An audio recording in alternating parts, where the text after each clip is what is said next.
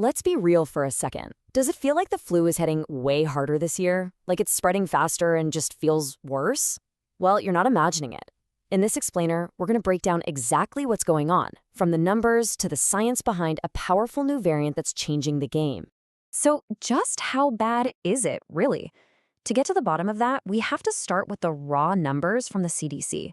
And honestly, they tell a pretty startling story. All right, let's start with this big one, 4.6 million. That's the CDC's estimate for how many people have already gotten sick with the flu so far this season.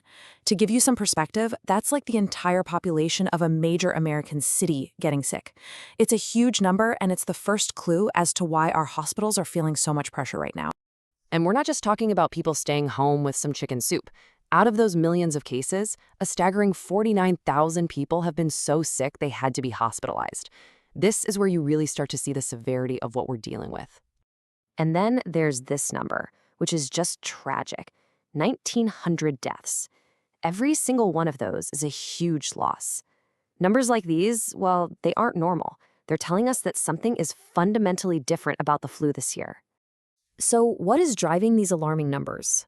Well, researchers have identified a new and reportedly much more aggressive strain of the flu virus. So let's meet the culprit.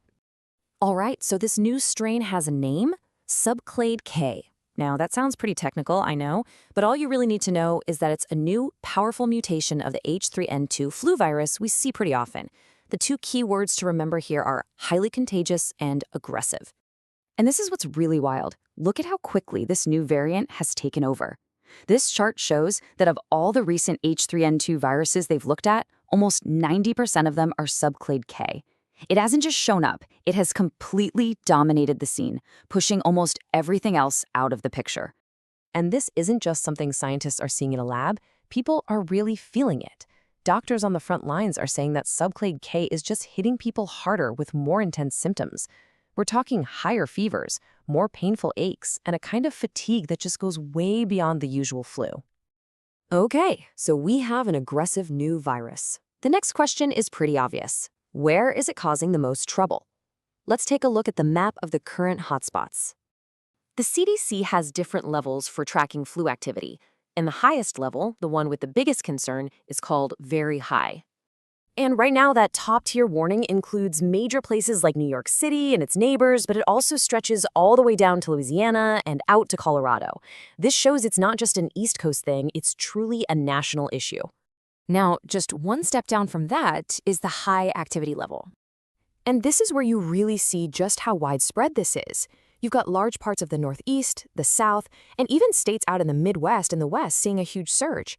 This virus has a foothold in just about every corner of the country. So, you've got to ask, why is this happening now? What makes this year so different?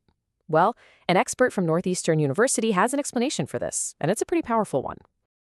Dr. Neil Maniar of Northeastern University really framed it perfectly with this quote. He calls it the perfect storm. And, when you hear that phrase, it means it's not just one thing, but a whole bunch of factors all crashing together at the exact same time. So what are the ingredients of this storm? Well, Dr. Maniar breaks it down into three main things. First, you've got that aggressive Subclade K variant we just talked about. Second, vaccination rates are lower than usual, which means our collective defense is weaker.